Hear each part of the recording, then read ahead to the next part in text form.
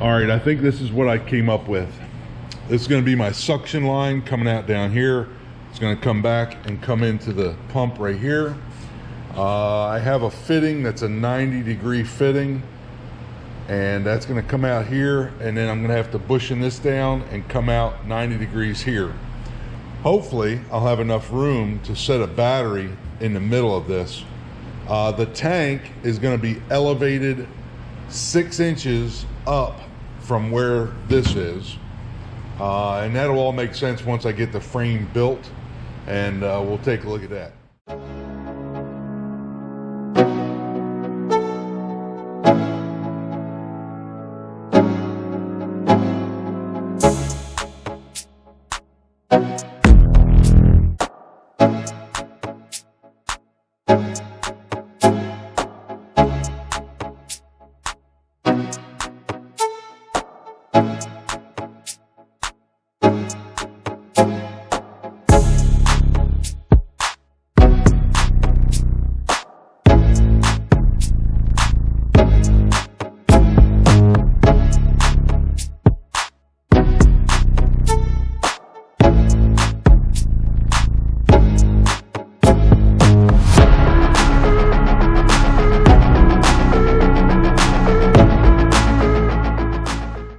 All right, we have 27 inches by 23 inches, and that is going to be laid this way, 27 inches, 23 inches. And then the tank is going to be 6 inches higher than where the motor is. So we're going to cut 2 pieces 6 inches long to make like a little gooseneck for the trailer. And then wherever we put the axle, we'll have to bring that down 6 inches further than what this axle will be. But yeah, we're just going to get this kind of tacked together and take a look at it, and maybe put an axle underneath of it to see what it looks like.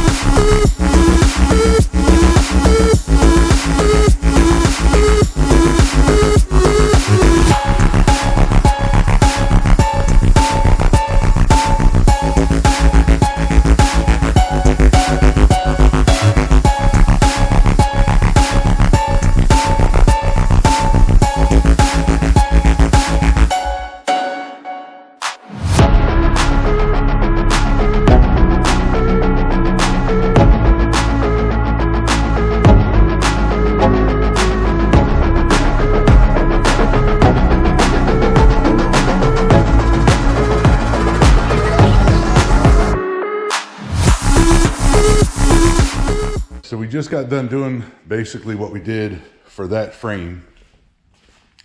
I temporarily just clamped a scrap piece onto here, and this is not tacked up yet, but I'll show you basically how this is going to work. All right, so this is basically what it's going to look like. The tank is going to be on the higher portion of that frame, and the engine and the pump are going to be on the lower part of this frame.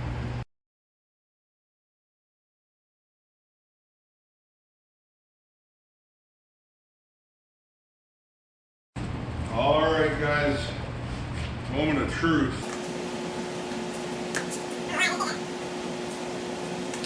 Cut 2 pieces of 5/8 bar, 36 inches.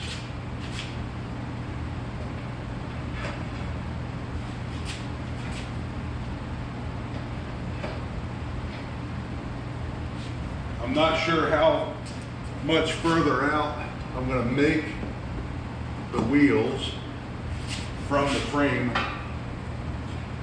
I know my axle is longer than what I need, so I just got to be careful. I got some hot welds on here somewhere.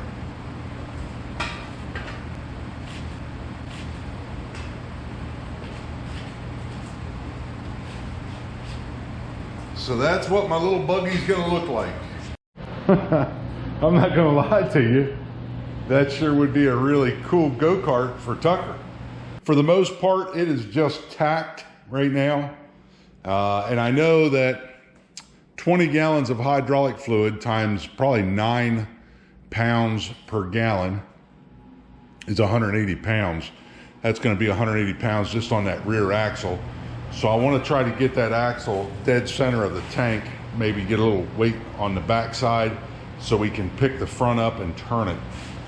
You know, I didn't put any kind of turning mechanism on here. I don't think I'm going to need it. If I need, I'll just pick it up and move it side to side. It's going to be a straight shot out, straight shot in pretty much. Well, I guess while we're at it, we might as well set this tank down here.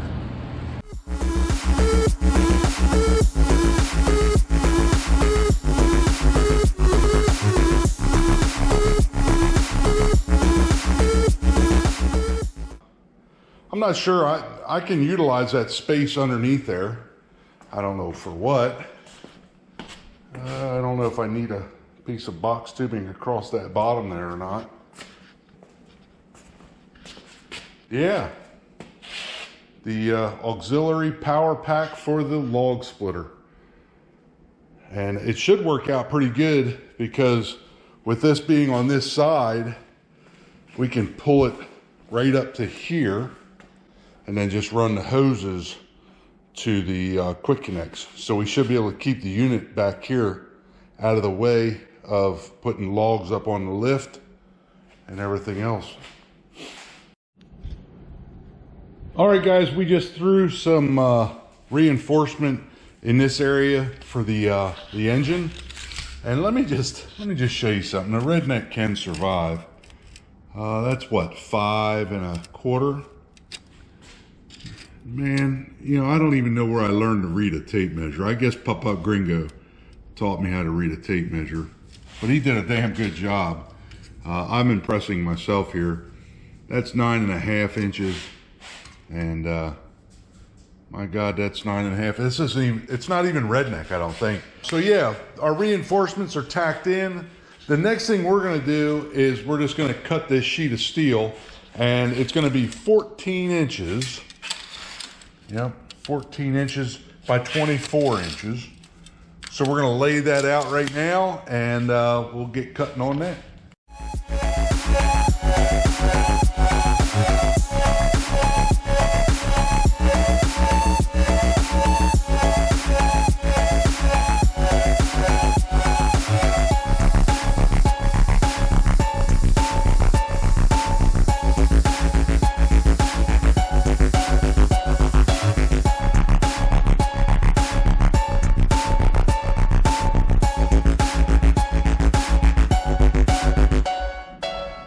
All right, so we just got done cutting that. We're gonna clean that edge up a little bit, both the top, the bottom, and the edge itself. We still have one more cut to do, and that's gonna be 1 1/2 by 1 1/2 because we have to go around this stanchion right here. So we'll just cut around that stanchion, and that sheet should lay right on there. Before we lay it on there, we're gonna weld this all the way across, weld that all the way across, and then kind of grind that down, get it flat, so that way we don't have any bumps, humps, or anything else underneath holding us away from the box tubing. Let's go. Yeah, I'm like an addict, do I gotta have it. I ain't even playing, got a really bad habit. If it moves, gotta grab it, fuse like a magnet. Lose, won't have it till I'm doomed in a casket. You gotta love it. I thought I pushed play on the time lapse. Apparently I didn't push play on the time lapse when I was welding it. I thought I was going to take you guys along while I welded it. I don't think I did, but we took you along while we ground it off. So next step, we just need to cut that 1 1/2 by 1 1/2 out of that and get on with it.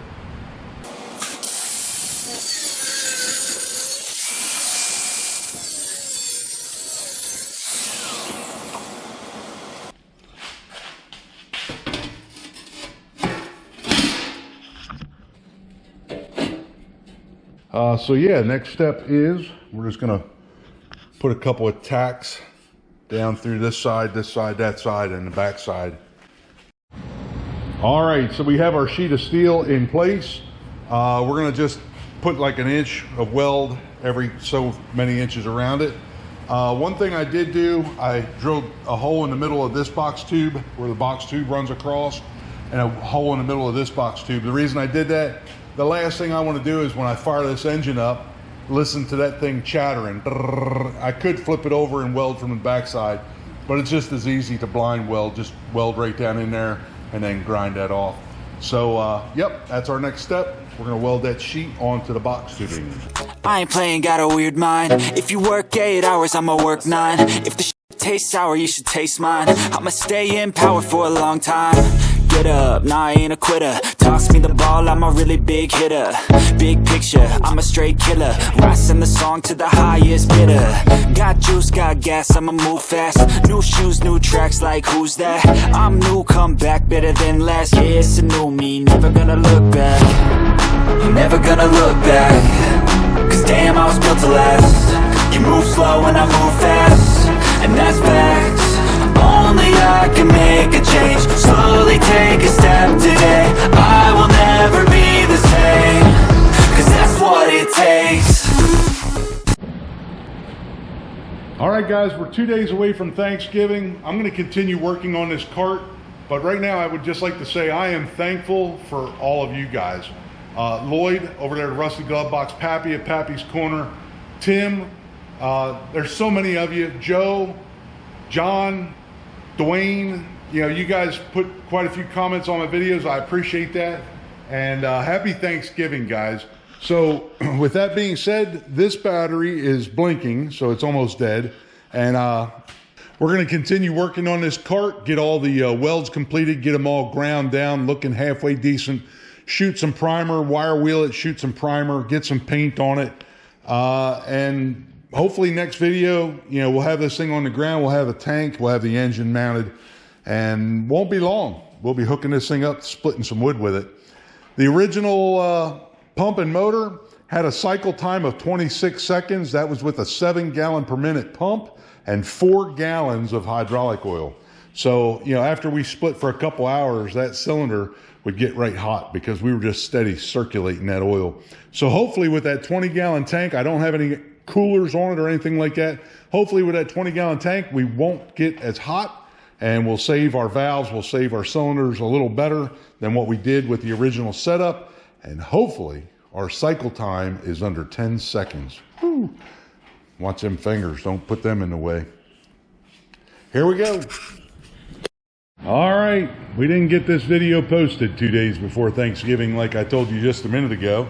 Now it's 1 day before Thanksgiving, and I got most of the video edited, and we did get one more step done. We got all these welds cleaned up, and man, they turned out real nice. I'm real happy with the way those welds ground down.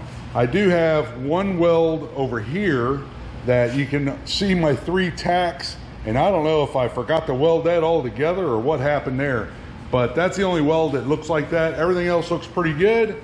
Not sure what color we're going to paint this, but we do have a name for it. It's going to be the Log Hog. And hopefully that's what it is with that 22 gallon minute pump.